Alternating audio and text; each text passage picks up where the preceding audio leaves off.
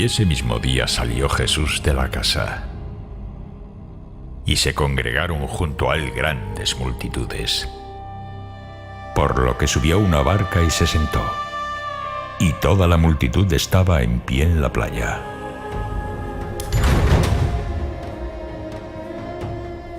Misterios del reino.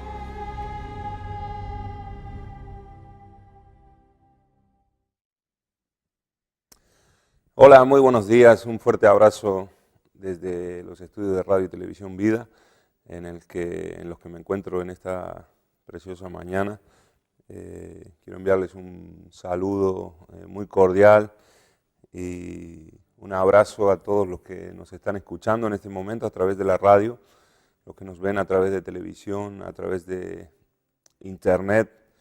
Quiero saludarles y comenzando este programa que hemos denominado así, Misterios del Reino. Creo que Jesús nos mostró y nos enseñó esos misterios a lo largo de la palabra, en los evangelios, muchas de sus enseñanzas. Y en primer lugar quiero en esta mañana poder leer estos versículos donde Jesús les habla a sus discípulos, porque el Señor empieza en el Evangelio de Mateo a hablar en parábolas, y vemos a lo largo de los 4 evangelios muchas parábolas de Jesús, más de 60 parábolas, las cuales son pequeñas historias que nos muestran una realidad espiritual en un paralelismo de una situación natural o una situación del diario vivir de las personas, de los hombres. Entonces Jesús toma algunas acciones de los hombres, toma algunas de las costumbres de las personas de aquel tiempo para revelar esos principios del reino de Dios, esos misterios de su reino. Y en la primera parábola que Jesús enseñó es la parábola del sembrador. Justamente él estaba diciendo que él iba a empezar a sembrar en ese momento, que iba a comenzar su ministerio, y él mismo como semilla iba a sembrarse en la tierra e iba a sembrarse en el corazón de los hombres. Después de que él les enseña esta parábola, los discípulos se le acercaron a él, y esto está en Mateo, en el capítulo 13, en el versículo 10, dice así la palabra: y acercándose los discípulos le dijeron: ¿por qué les hablas en parábolas? Y respondiendo él les dijo: porque a vosotros se os ha concedido conocer los misterios del reino de los cielos, pero a ellos no se les ha concedido. Así que los discípulos de Jesús eran los que estaban cerquita de él, estaban caminando todo el día con él, le estaban siguiendo, estaban pasando tiempo con él, y el Señor les declara estas palabras, que a ellos él les había concedido conocer esos misterios, conocer eso que para otro quizás era difícil de entender, y Jesús le iba a explicar. De hecho, la parábola el Señor se las explica en los siguientes versículos. En el versículo 17 dice: porque en verdad os digo que muchos profetas y justos desearon ver lo que vosotros veis y no lo vieron, oír lo que vosotros oís y no lo oyeron. Ellos estaban escuchando de la misma boca del Mesías, ellos estaban escuchando desde las mismas palabras de Jesús, las enseñanzas acerca de este nuevo tiempo que comenzaba, las enseñanzas acerca de estos principios del reino de Dios. Y yo quiero que hoy nos metamos en uno de esos principios y que es muy importante para nuestra vida. Vamos a hacer una pequeñísima pausa y enseguida regresamos y nos metemos de lleno en uno de esos principios que tiene que ver con la renovación. El principio que vamos a hablar hoy es el de la renovación. Acercándose los discípulos le dijeron: ¿por qué les hablas en parábolas? Y respondiendo él les dijo: porque a vosotros se os ha concedido conocer los misterios del reino de los cielos.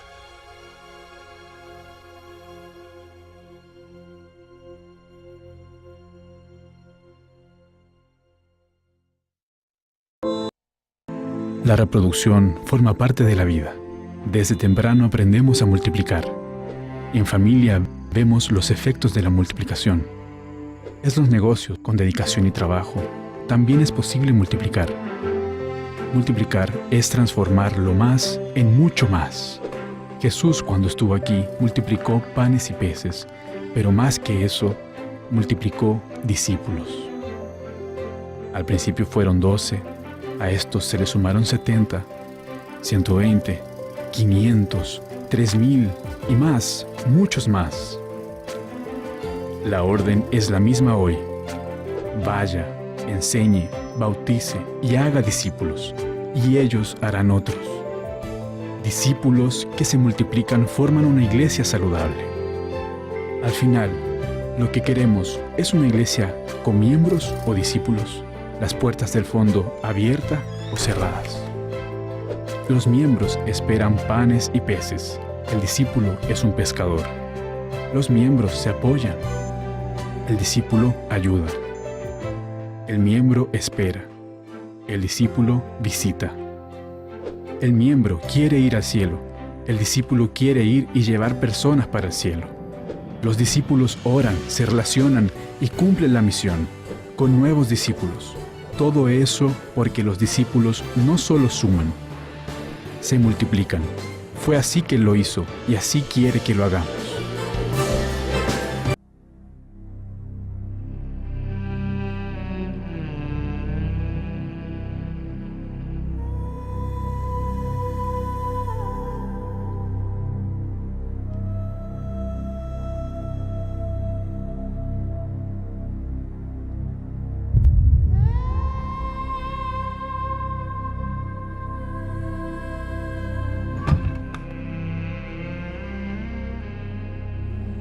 Y ese mismo día salió Jesús de la casa, y se congregaron junto a él grandes multitudes, por lo que subió a una barca y se sentó, y toda la multitud estaba en pie en la playa.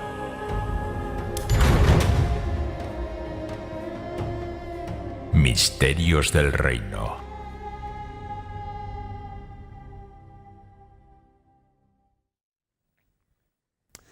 Los versículos en los que quiero que nos podamos centrar en el día de hoy es en el capítulo 5, en el versículo 36 hasta el versículo 39, que es el último versículo del capítulo.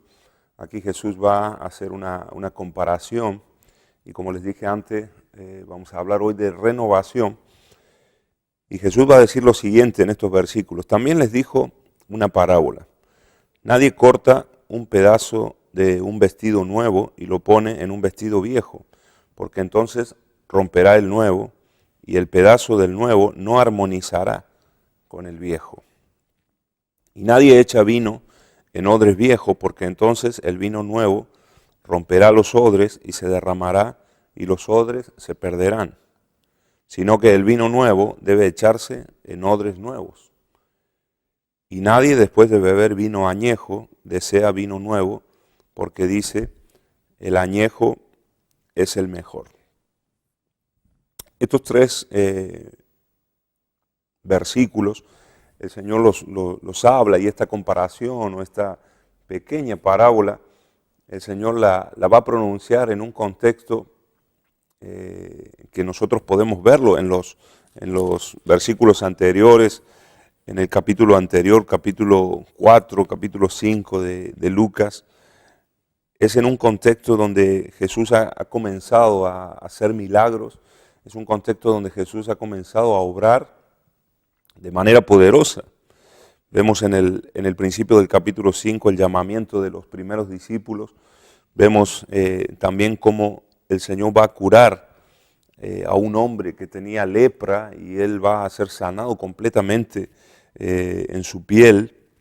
Vemos también la curación de un paralítico, cómo Dios va a levantar a un hombre con una parálisis y va a recibir el milagro de Jesús.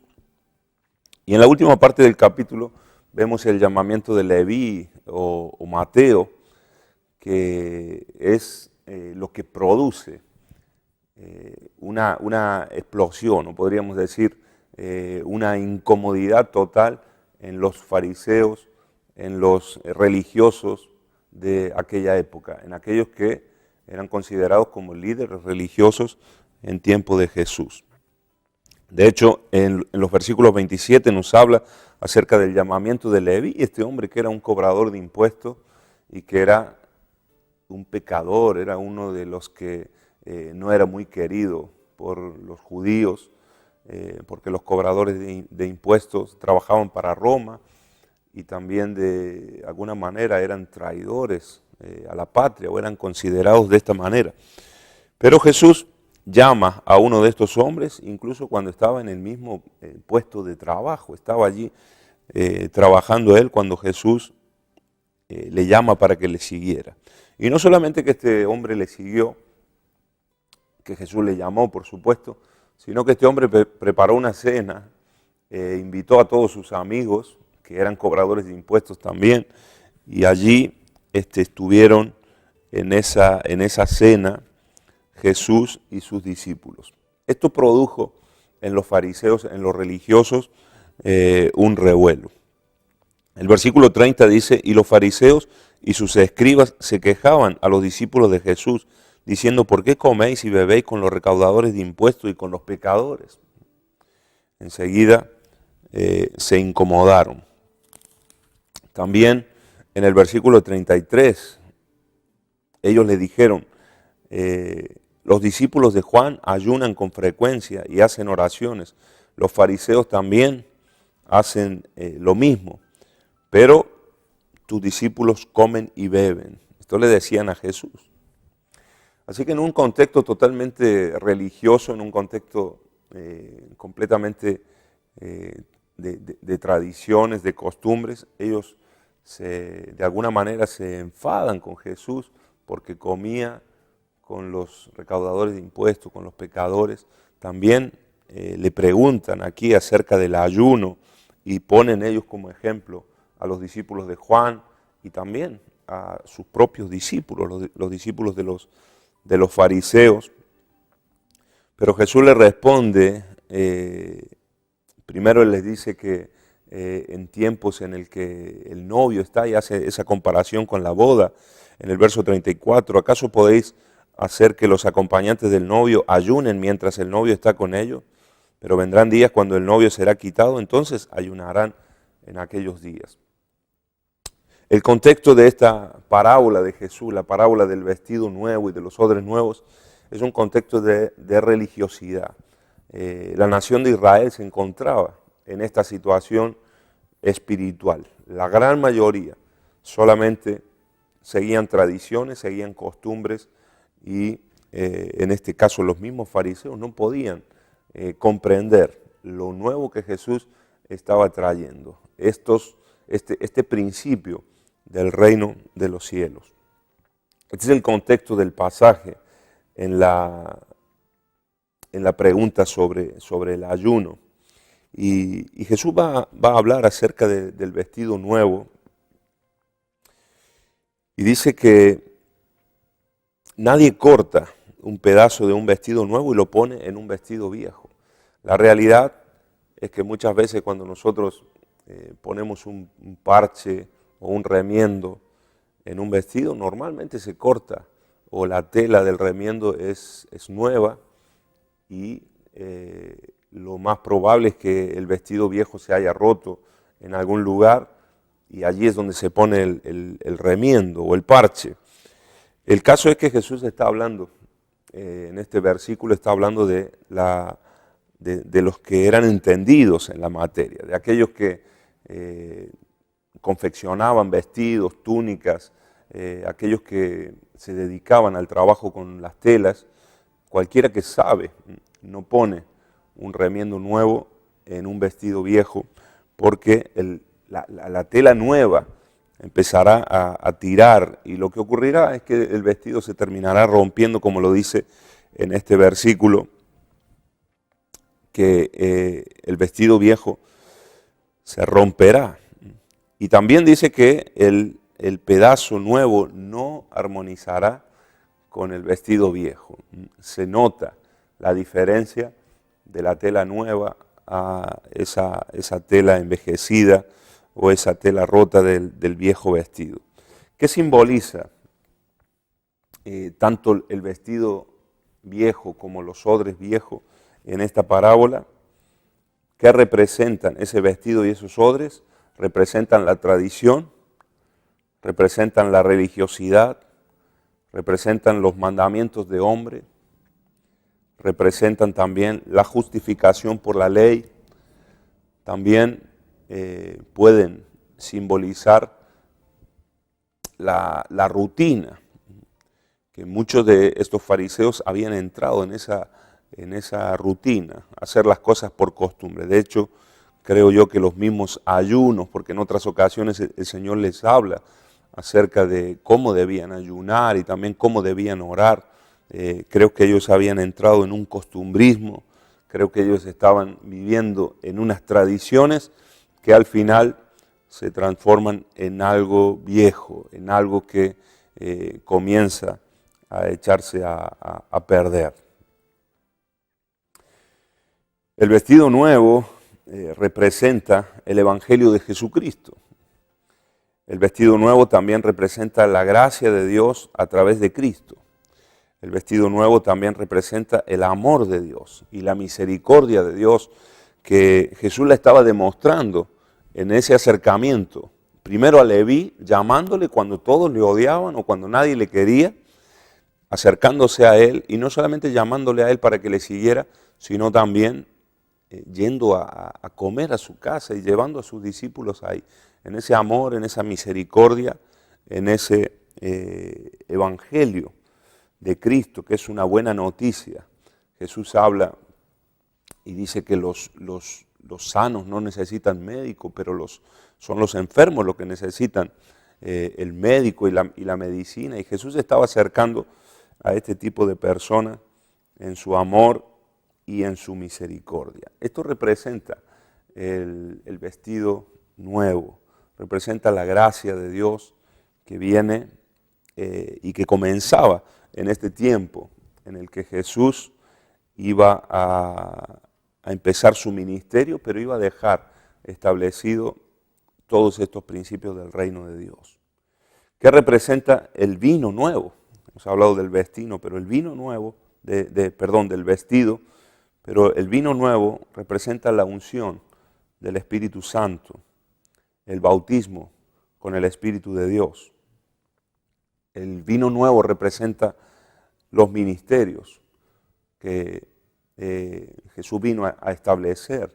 El ministerio, una nueva autoridad, un nuevo orden de autoridad espiritual que tenía que ver con el apostolado, tenía que ver con profetas, tenía que ver con evangelistas, con pastores, con maestros, en un nuevo tiempo que comenzaba. Jesús, en la ocasión que él en la sinagoga abrió el pergamino, abrió el rollo y leyó en Isaías, él dijo: para esto me ha ungido el Señor, para proclamar el año favorable del Señor. Así que él vino a declarar un nuevo tiempo y en este caso está hablando de un nuevo orden. El vino nuevo nos habla de la unción del Espíritu Santo, el bautismo, como he dicho, ministerios, dones dados por el Espíritu Santo, frutos del Espíritu Santo. Este es el nuevo tiempo, es el tiempo de la gracia. Venía un tiempo de renovación. Y Jesús no vino a poner un parche sobre lo nuevo. Jesús vino a establecer un nuevo pacto. Jesús vino a establecer un nuevo orden. Ese nuevo pacto fue sellado al final de sus días, en la culminación de la obra redentora de Jesús, fue confirmado por su sangre. Ese nuevo pacto Él lo vino a establecer. Comenzaba un nuevo tiempo que no tenía nada que ver con el anterior. El vestido viejo representa la ley, representa el tiempo de la ley, representa esa religión en la que se había transformado el judaísmo, y que después quizás en tiempos de Pablo, del apóstol Pablo, también vemos cómo él luchó contra aquellos que querían judaizar, aquellos que querían poner otra vez ese vestido viejo. Pero Jesús vino a establecer y vino a traer un nuevo vestido. Jesús vino a traer un nuevo vino que representan todas estas cosas que he pronunciado. Estamos hablando de renovación, un principio de renovación. Y quiero que nosotros podamos ver ahora un videoclip que justamente es una canción muy conocida de Marcos Witt, este ministro de alabanza, y que la canción habla de esto, y dice: renuévame, Señor Jesús. Jesús vino a traer una renovación en aquel tiempo. Después del videoclip vamos a meternos a hablar de la renovación personal, pero quiero establecer este concepto de cómo el Señor vino a marcar un nuevo tiempo, vino a declarar, a proclamar, a ponerle nombre a un nuevo tiempo en la historia de la humanidad. Este videoclip me gusta mucho porque es una canción muy antigua de Marcos Witt, pero él le pide a Juan Luis Guerra que le enseñe a cantarla con otro ritmo y renovar el ritmo de esta canción. Y aunque nos suena un poquito raro, me gusta porque nos habla acerca de renovación, de cambios, de transformación, y me gustaría que podamos verla y enseguida nos metemos a ver y a hablar de la renovación personal.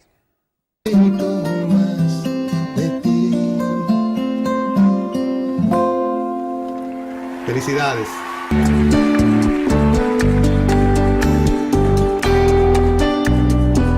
Este es el nuevo arreglo de Renuévame.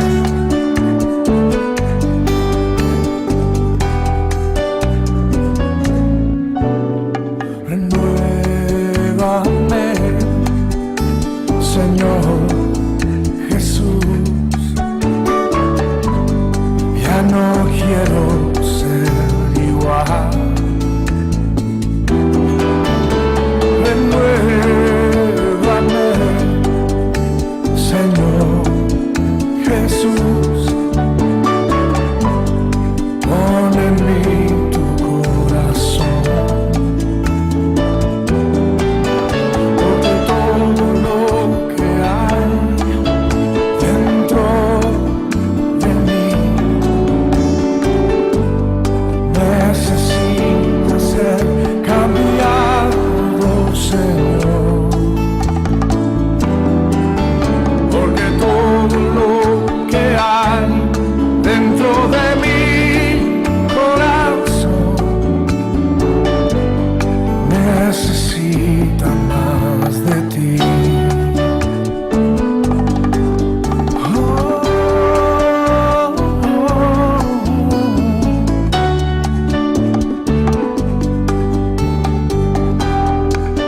Ayúdenme con el coro, porque todo lo que hay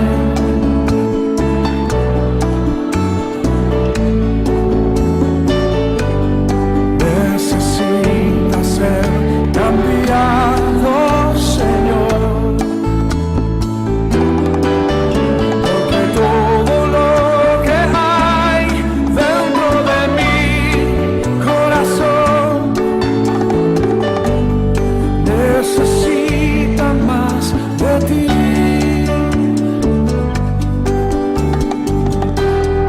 Necesita más de ti.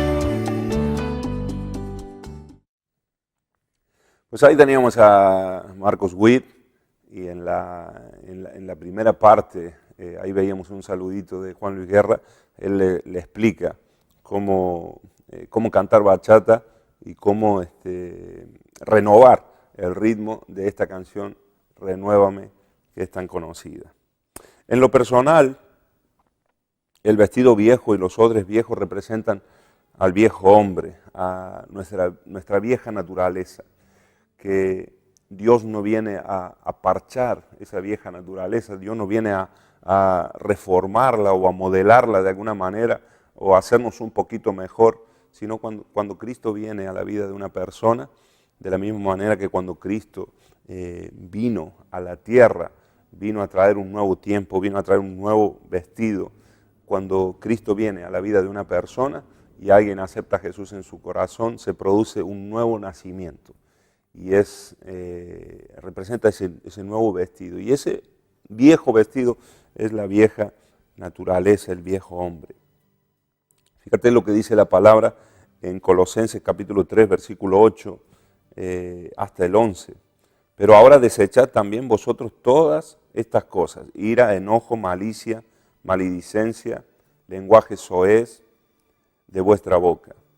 No mintáis los unos a los otros, puesto que habéis desechado el viejo hombre con sus malos hábitos, y os habéis vestido del nuevo hombre, el cual se va renovando hacia un verdadero conocimiento, conforme a la imagen de aquel que lo creó. Una renovación en la cual no hay distinción entre griego y judío, circunciso e incircunciso, bárbaro, escita, esclavo o libre, sino que Cristo es todo y en todos. Estos versículos nos hablan de renovación, de vestirnos, de ese vestirnos del nuevo hombre. Nos hemos vestido del nuevo hombre, que es el mismo Señor Jesucristo. Es en Él en el que nosotros podemos vivir en una renovación continua. Él hace todas las cosas nuevas. Dice la palabra que los que están en Cristo Jesús son nueva criatura. Las cosas viejas pasaron, aquí todas son hechas nuevas. Pero aún habiendo nacido de nuevo, nosotros necesitamos ser renovados cada día. Constantemente necesitamos estar en una renovación. A veces ocurre que nos estancamos en nuestra vida espiritual y todo lo que se estanca se termina pudriendo. El agua, cuando corre, está purificada, pero cuando se estanca, usted ve que cuando el agua no está en una corriente, empieza a pudrirse. El agua que está estancada, eso es lo que se produce en ella. La palabra nuevo, aquí en el versículo 38, bueno, todo el tiempo está hablando de algo viejo y de algo nuevo. Pero sobre todo en este versículo 38, donde dice, sino que el vino nuevo debe echarse en odres nuevos. Esta palabra nuevo aquí es la palabra neos, que significa lo siguiente: juvenil, fresco. Juvenil cuando estamos hablando de personas, fresco cuando estamos hablando de cosas, pero también tiene el significado de regenerado. Así que este vino nuevo de Dios debe echarse en odres regenerados. No podía echarse en odres viejos o en odres usados. También la palabra ahí es renovado. Por eso la canción que hemos elegido, renuévame, Señor Jesús. Necesitamos nosotros ser renovados, y en este caso nosotros como odres. Los odres eran un elemento para echar líquido, eran recipientes para echar líquido, y quiero explicarte algo acerca de los odres. Y lo primero es que los odres se hacían con pieles de animales, eran recipientes de cuero, y ese cuero necesitaba primero un proceso de curtido cuando se hacían. En aquellos tiempos el cuero, ahí estamos viendo alguna fotografía de odres que son de este tiempo, pero tienen mucha similitud. Vemos ahí la misma forma del animal, casi toda la piel se usaba y alguna de las extremidades es la que se dejaba abierta para que se pudiera echar el vino y después sacarlo también. Lo que ocurría es que a veces esos odres iban en las carretas o en los carros, en la parte de atrás, y cuando se hacían largos trayectos, el sol pegaba con toda su furia en esos odres que transportaban el vino, y el vino empezaba a fermentarse. Entonces, el vino nuevo produce en esa fermentación unos gases, y eso empezaba a hacer una presión dentro del odre. Si el odre no estaba renovado, lo que iba a producirse es que se iba a resquebrajear, que se iba a romper. Entonces, como dice Jesús, el vino se iba a perder y el odre se iba a romper. Ahora, cuando habla aquí de odre nuevo, no está hablando de que cada vez que una persona tenía que viajar o tenía que llevar vino de una ciudad a otra o algún otro líquido, no quiere decir que tenía que matar un animal y hacer una vasija o un recipiente nuevo cada vez que iba a viajar, sino que los odres eran usados, pero al terminar un viaje tenían que meterse en un proceso de renovación. Ese proceso de renovación era muy sencillo. Se los ponía a estas pieles, una vez que se les sacaba el vino o el líquido que llevaban, se los ponía en agua, se los ponía en remojo. Así que el primer elemento para la renovación es el agua. Y después el segundo elemento era el aceite. Estos recipientes debían ser frotados con aceite, debía pasarse aceite sobre ellos. Estos dos procesos, en el agua, en el remojo y después en el aceite, era lo que producía ese renuevo en el cuero y le daba esa elasticidad que necesitaba para cuando iba a recibir la presión de los gases, en el caso de llevar vino nuevo. Estos dos elementos nos hablan mucho y nos dejan una enseñanza tremenda en esta mañana. La primera es que el agua simboliza la palabra de Dios. De hecho, solamente quiero leerte el versículo 3 del capítulo 6. En este mismo contexto, los fariseos siguen hablándole a Jesús y él en el versículo 3 del capítulo 6 les dice: ni siquiera conocéis la palabra, ni siquiera habéis leído lo que hizo David. Y les habla de que no había un verdadero conocimiento de la palabra. Conocían la letra, pero no tenían el espíritu de la ley, el espíritu de la palabra. La palabra produce una renovación en nosotros. Necesitamos ir a la palabra. Y aquí está la profecía más certera, está en la palabra de Dios y produce en nuestras vidas todo aquello por la que es enviada, dice el libro de Isaías. Así que yo te animo en esta mañana que tú seas renovado por la palabra de Dios, que leas la palabra. De hecho, Jesús mismo es la palabra.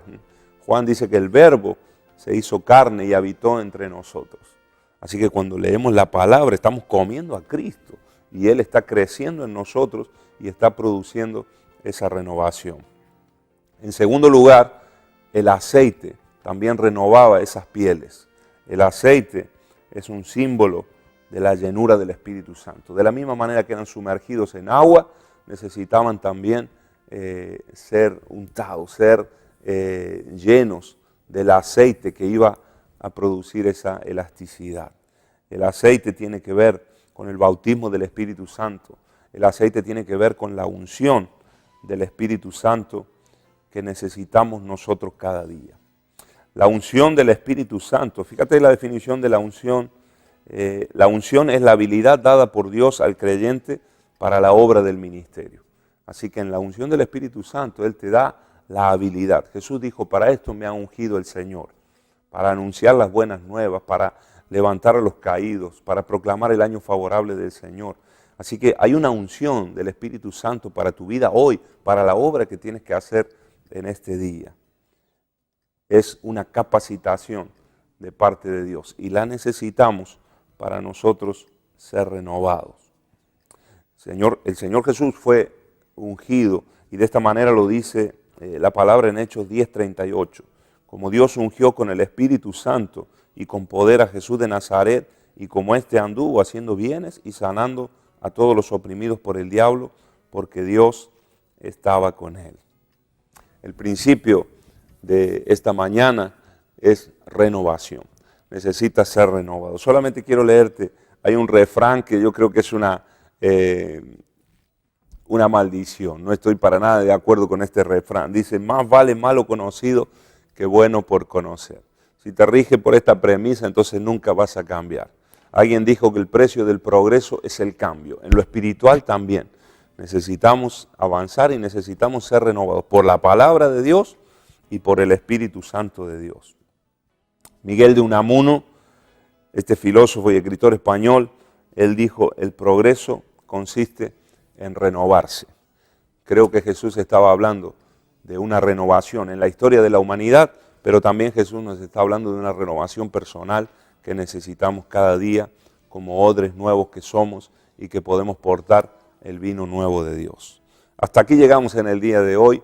Ha sido un gusto compartir con todos vosotros este misterio del reino de los cielos y te espero aquí la próxima semana a la misma hora. Un fuerte abrazo y Dios te bendiga.